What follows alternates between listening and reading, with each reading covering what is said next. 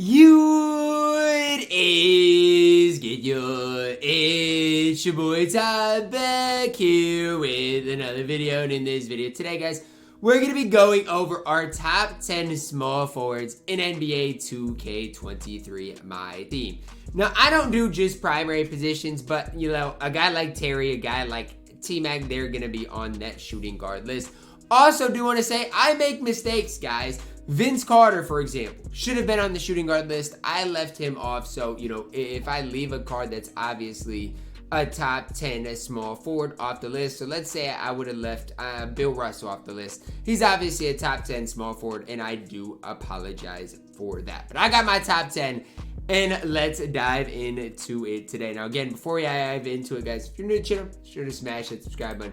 On the road towards 120,000 subscribers. At number 10, the Bandman Mike Bantam. Now, you guys might say, Ty, 10 is a little low for Mike Bantam. And you know what? Maybe you're right. But for me, here's the issue. Mike Bantam doesn't do anything crazy good. Like, the card is fine. I'm not going to sit here and slander the card, because overall he does a lot well. He's a complete card in my team. Kuz base on quick, Rudy upper, normal leader, MJ dribble style. It's just, you know, we've seen small forwards at 7 feet tall now. So, I mean, Bantam only being 6'9" is kind of a little bit of a downside, right? I don't necessarily love the card, but I respect Bantam enough to put him in here at number 10. Maybe if I would have got the card and ran him with the Billy Knight duo, I'd be even higher. I'd be higher on him. But I just haven't ever really ran Bantam a whole lot. He hasn't really ever cooked me on anybody else's team. He's just been fine in my team. Coming in at number 9, Pete Diamond, Alexei Pokachevsky. Now, this is controversial. A lot of people wouldn't have Poku over Bantam, but I think as far as a complete small forward, Poku's better. Now, again, you guys can disagree if you want. This is a card that I'm probably going to pick up on my no money spent really soon, because he's only, what, 19, not 19, he's only, what, 30, 40,000 MT, which isn't totally crazy, right? 7 feet tall, smooth release. I really like the defense that Poku played, though. And a lot of it, again, goes back to the fact that he's 7 feet tall. If you're 7 feet tall, everything else can kind of take care of itself. Poku, a really, really solid small forward in my team that I definitely recommend you guys picking up for his specific price. He's right there with Jonathan Isaac, right? Poku, Jonathan Isaac, who is better? I'll leave it up to you. I put Jonathan Isaac higher just because I like his defense a little bit more. But again, both cards are absolutely incredible. They're going to give you about the same thing on the court. Poku probably handles the ball a little bit better. Jonathan Isaac is a little better defensively. So, I mean, it really is preference-based. Both these cards are incredible, especially for both their prices, right? Jonathan Isaac, for a time, was really expensive. He's not that expensive anymore, probably just because we have so many options at the small forward position. But it's crazy to think he came out like a month ago. Like, I mean, he's been really good for the past month. Just that typical 3-and-D small forward in my team that can make the occasional play, right? I'm not going to sit here and say he's one of the best playmakers at the small forward position, because that ultimately wouldn't be true. But to say Jonathan Isaac can't make any plays just wouldn't be facts. At number 7, one of my favorite personal small forwards in my team, Galaxy Opal Rudy. I love Rudy more than the average person does. Why? Well, for me, I think it's so important that I green every shot with Rudy, right? You got small forwards that you might not be consistent with, right? I'm going to talk about one that I do still have up here on my list, who, you know, a lot of people just hate the release of. And that is a big red flag. I need to be able to green every shot with a specific card. And with Rudy, every time I shoot the ball, I know it's going to be green, right? He's been on my Xbox account for a very long time. And I think you can make the case Rudy's a top 3 small forward in the entire game. Like, I really do. I personally, I know it's my personal list, but I respect the fact that most people aren't as high as Rudy as I am. For me, he's easily top 5. But again, this is for you guys, and I get it. Most people aren't going to be as good with Rudy as I am. Coming in here at number 7. Number 6, this is the card I'm talking about with his release, Galaxy Opal Danny Ferry. You'd be surprised by how many people can't green with this card. And I see it even in Unlimited. When somebody shoots with Danny Ferry, I'm not that nervous because I know they might not have greened this shot. Whereas with anybody else, you're like, you know what it is. Danny Ferry, people be shredding the release. I'm guessing it's the mellow upper. I mean, O'Shea's decently hard to time, but the mellow upper is something, it's quick, but it is tough to green. It's tough to get down. I know he has a Curry escape, stuff like that. People hype Danny Ferry up, and if you got the card, I definitely would run him. I just think there are better options at the small forward position. Again, that's just me and my personal opinion. I like Danny Ferry, but to put him any higher than 6, I think wouldn't be doing this list justice, because most people don't green consistently with Danny Ferry. It's even the good people, right? Even if you're good at the game, don't feel like you're by yourself and not being able to green with Ferry's release. It's a really difficult release to green with on a consistent basis. At number 5, we're plugging in the dark matter LeBron James. It's crazy to think he came out a month and a half ago. I don't love the Corver base, and I know a lot of people love the Corver base, and a lot of people are happy Bron got it. For me, it just ruined LeBron James, right? And again, the Corver base objectively was probably better than LeBron base, but it ruined the card for me, right? With Pink Diamond Bron, I loved him because I was able to green every release with him, even lightlies on a consistent basis. I'm not mad they changed his release because it probably needed to be changed, but the Corver base to me just doesn't do it for me. I love his player build. Defensively, he's an absolute menace, and that's why he is cracking our top 5. I just personally think there are better small forwards in my team. I could be wrong, and if you're running Bron and having success with it, congrats. But he's just not that high for me.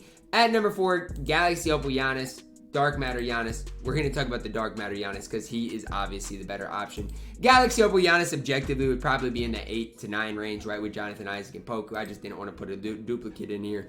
But Dark Matter Giannis, I'll say it, I think he's underrated at this stage. Giannis Antetokounmpo is underrated because people are going to look at Giannis and be like, well, Ty, his release is baited. He steps in from the corners, all that stuff. I get that, and all that stuff is true. But Giannis handling the ball and getting to the rim, getting to his standing dunks is underrated at this stage. I mean, people don't hype up Giannis as much as they should be. And I don't know why. I get, his shooting badges aren't great. I get, he steps in. His release is on the slower side of things. But he's chick. You're not going to miss with the card. He dunks the ball incredibly. He absolutely bullies most small forwards on this list. Giannis at this stage is underrated. I'm ready for us to get a Giannis with a changed release. But I'm telling you, Giannis is still underrated at this stage of my team. At number 3 is a guy I personally don't love, Dark Matter Bill Russell. I don't love Bill Russell. That's not me saying Bill Russell is bad, because I respect Bill Russell. I respect people that are good with running this card. I can't green with the Eric Pascal release. It's the same reason I don't like Galaxy Open Nikola Jokic. And everybody else likes Nikola Jokic outside of me. I'm bad with him, so why am I going to hype up a card I'm bad with, right? I mean, it just doesn't make sense to me. Objectively, though, Bill Russell's incredible. Nearly an invincible card. I mean, got a good dribble sigs. I mean, the card is really good. I'm just not good with it. So when it comes down to it, Bill Russell literally sold me in the tourney versus Splashy because I couldn't green with him. So he's coming in at number 3. I will never love Bill Russell in my team. At number 2, Galaxy Opal Purvis Ellison. You talk about a complete small forward in my team, it's Purvis Ellison. Now, why do I like him more than a guy like Mike Bantam? I gotta say, the gap from my number 1 to my number 10 is so small. You can make the case Jonathan Isaac's better than Purvis. You can make the case Poku's better. Mike Bantam's better. I personally like Purvis because I love the Seth Curry base. I do. I like his base. Trey Leaner is cheesy. MJ dribble style. And he's got really good tendos, right? And when you do give him Monty Williams, this is underrated too. You give him a lateral quickness shoe, a block, steal shoe. He basically is an invincible card. This is maybe the closest card we have to an invincible card in my team. Because look, 95 3-ball with floor general that goes to a 99. Dunking is basically all upper 90s. You get the ball handle, speed with ball up there, the steal block. I mean, this card is literally basically an invincible card with good animations as well. I love Purvis.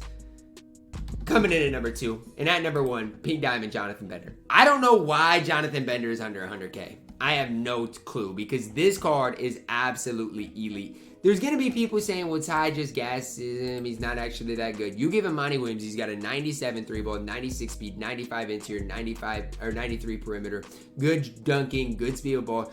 I mean, you give him a lateral quickness, steal, block, shoe. How am I gassing this card? He's 7 feet tall at the 3 with really good sigs. I will, and again, I don't, if you don't like his release, that's one thing, because his release, I wouldn't say it's bad, but it's weird because of the tray upper. The tray upper on it makes it really weird. But I just don't get why people aren't gassing Jonathan Bender more. I've said it before and I'll say it again. Poku is 90% of Jonathan Bender, right? Poku is basically just as good. He's not, though. Jonathan Bender is the better option.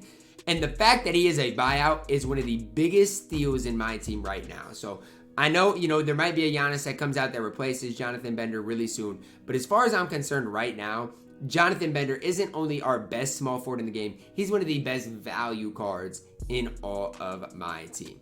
That's going to wrap it up for our small forward list. I know that list is going to make some people unhappy. We've got a lot of RNG cards, obviously. Purvis, Mike Bantam, Danny Ferry. A lot of those RNG cards. Bron, obviously Giannis up there as well.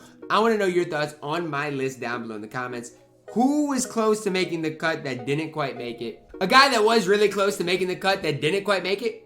Dark Matter James Worthy. I know a lot of people love James Worthy. For me, I just didn't love the John Wall base on quick. I just prefer Jonathan Isaac to him. So for me, that's a guy that you could have included that I personally didn't. That's going to wrap it up though. Drop a like on our video. Subscribe if you're new. And as always, man, I love you guys. And have a blessed day.